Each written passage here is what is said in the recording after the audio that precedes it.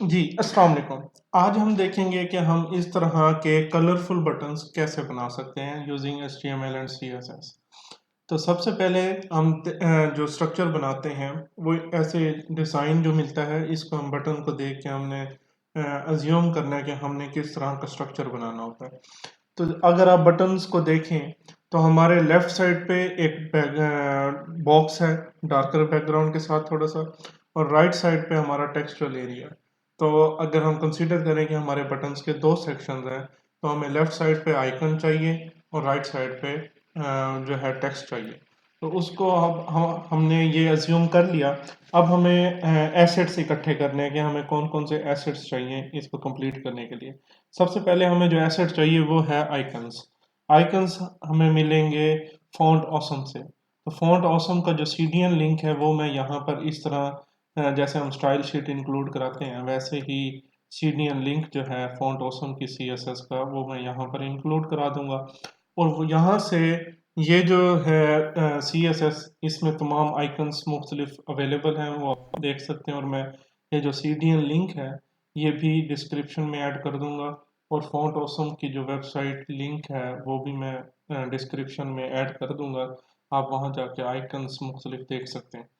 तो यहाँ पर सबसे पहले देखें ये हमने इंक्लूड करा लिया। उसके बाद हम HTML स्ट्रक्चर बनाएंगे कि बटन हमें कैसा चाहिए। देखिए मैंने एक HTML स्ट्रक्चर बनाया जिसमें एक मैंने बटन है क्रिएट किया। ठीक, उसके बाद मैंने एक स्पैन क्रिएट किया जो कि ये वो स्पैन है जो लेफ्ट बॉक्स को कवर करेगा। ठीक है, और राइट साइड पे मैंने एक और स्पैन बनाया जो कि टेक्स्ट एरिया को कर रहा है। हमारे दो सेक्शंस बन गए बटन के अंदर। उसके बाद जो है मैंने क्लासेस दी जिसमें क्लास दे दी एक BTN की। ये जो सिर्फ BTN की क्लास है ये एक जनरल स्टाइलिंग के लिए, ताकि जो कि रिपीट होगी मुख्तलिफ बटन्स पे, जैसे कि पैडिंग हो गया, स्पेसिंग, जो भी है जनरल स्टाइलिंग बटन की वो अप्लाई हो। और ये इसको हम कहते हैं मॉडिफायर क्लासेस। तो मॉडिफायर क्लास सिर्फ इसलिए यूज़ करेंगे हम ताकि हम मुख्तलिफ कलर्स दे सकें और रिक्वायरमेंट के हिसाब से बटन का स्टाइल चेंज कर सकें इन क्विकेस्ट वे।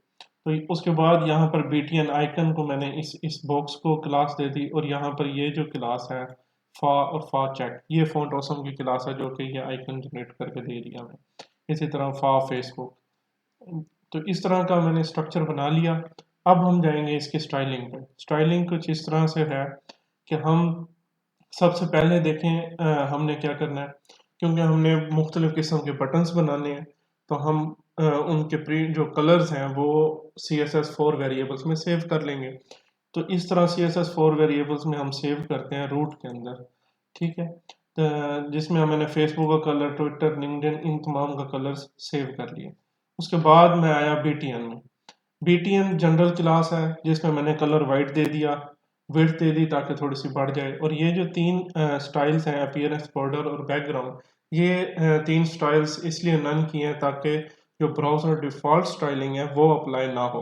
उसको ओवरराइड करने के लिए मैंने ये तीन स्टाइल्स ऐड कर दिए। उसके बाद हमें थोड़ा सा बॉर्डर रेडियस चाहिए, वो मैंने 4 पिक्सल दे दिया। उसके बाद पैडिंग 0 कर दी ताकि जो डिफ़ॉल्ट पैडिंग है, जो ब्राउज़र की डिफ़ॉल्ट पैडिंग लगती है बटन्स को, वो भी ना लगे।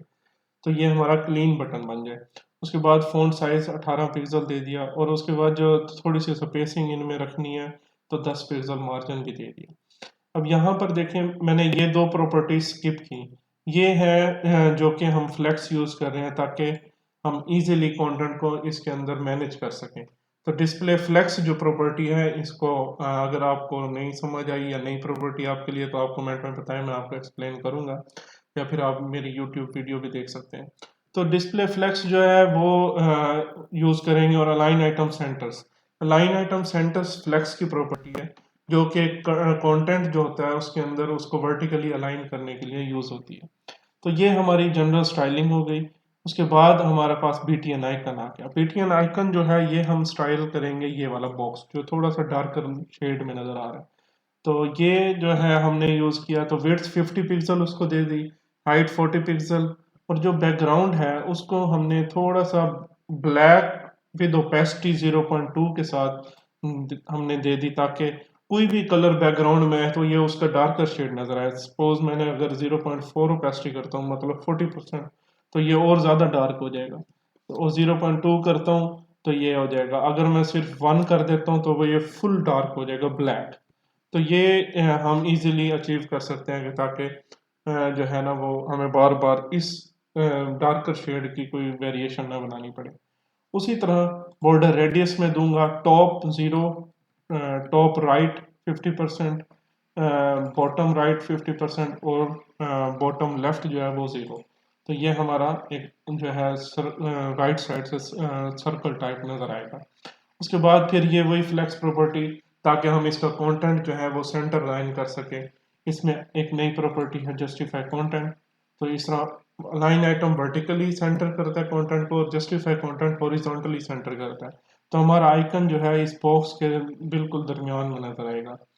उसके बाद हम आते हैं बीटीएन टेक्स्ट। बीटीएन टेक्स्ट है ये, ठीक है। लेफ्ट एरिया हमने बीटीएन आइकन जब डिफाइन कर लिया तो अब ये जो 1 1 ऑटो है ये फ्लेक्स की प्रॉपर्टी है।